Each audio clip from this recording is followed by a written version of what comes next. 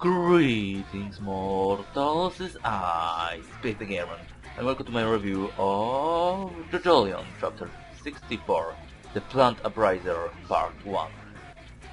And yeah, last time we battled with Dolomiti, and this time we start with a flashback of Kato and JOUBIN.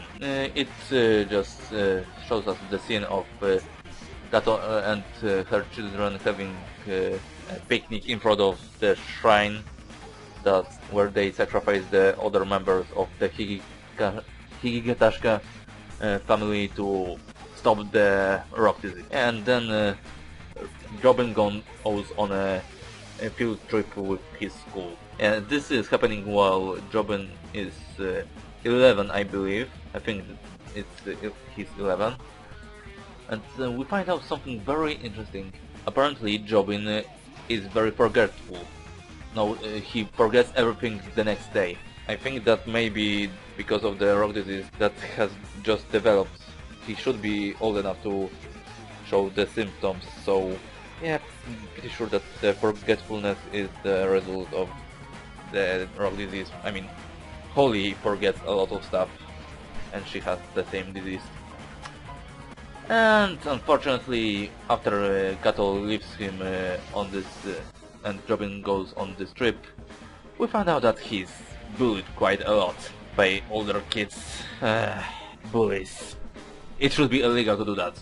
No, seriously, this is such a fucking pain. They force him to steal his mother's underwear and take pictures of naked women. Yeah! What a great friend you are. Whatever the hell your name is, the bully guy. But one girl sees that JOUBIN is bullied and wants to help him, but the bully just tells her that they're just friends and they're just messing with each other, so she shouldn't be worried about that. But of course she doesn't listen, and then we see at the later age that she told all of that stuff to police. And the kid who bullied JOUBIN was kinda pissed, and his line is essentially ruined because of her and forces JOUBIN to light that girl on fire. But JOUBIN refuses, and what happens next? Well, he's beat up by that kid, and by accident JOUBIN uses Speed King to heat up his blood in his veins, and the kid passes out. So he calls his mother and takes his body to him. Even though he's not dead, Kato decides to hide the boy behind the shrine of the Higigatashka family, and she tells JOUBIN that he hasn't done anything wrong. And just like that, at 5 years passes, and that's when the body is finally found, and this is the murder that Kato was sent to prison for. Yeah, she didn't actually do anything, but I mean, JOUBIN heated up his blood, but she left the kid to die before that shrine. So yeah, she kinda was responsible, but not really, but she got freaking 19 years for that. Wow. But she's not as bad of a person as we initially thought. She just was protecting her own child. Oh. And that's the end of that story. We got nice little backstory. And then we go to Josuke and Yasuko. And they're riding a bus and they are on their way to meet with the Plant Upriser. And they're having also a flashback of their conversation with Dolomiti. And apparently there might be someone else besides JOUBIN that wants the Rokakaka tree. But unfortunately, Dolomiti doesn't know anything, and it is for that very reason that he was able to stay alive for so long. He just didn't want to get involved because all that did are dead, pretty much. I mean, that was a smart decision, but he doesn't reveal anything. We don't find out anything about people that JOUBIN is working with, so we know that there's someone out there, but we don't know who. And this is gonna be a long part. Now the theory that JOUBIN will be the final villain is not so sure. I mean, it can be anything by this point.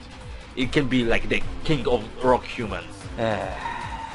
And Dolomity just wants them to not get involved anymore, because if they do, they'll be in a lot of trouble. But that's where the flashback ends, and they just left Dolomity at the pond, and they're on this bus. And we don't really find out anything more than that. The chapter ends when the bus driver is knocked out, and we see the plant appraiser. He rides himself at the bus and takes the wheel, and he tells Josuke that he needs to protect him for some reason. And that's where the chapter ends. For the titular plant appraiser, he doesn't appear very much, only in the last page. Oh, but what does that man mean by having to protect? He says that someone is already after him, but who is that? Who are the people that JOUBIN is working with, and why? I've got so many questions, and no answers, damn it. Araki, please tell us the answers. What is going on in this park, seriously? And why did Plant Appraiser just decide to show up now and knock out the bus driver and drive for himself? I mean, seriously. You've got a ton of other people on board, don't you think that would be dangerous, man? Oh well, maybe we'll see another month. For now, it's to be continued, like always. And yeah, at least we found out a little bit of backstory for JOUBIN and Kato, so that's always good, right?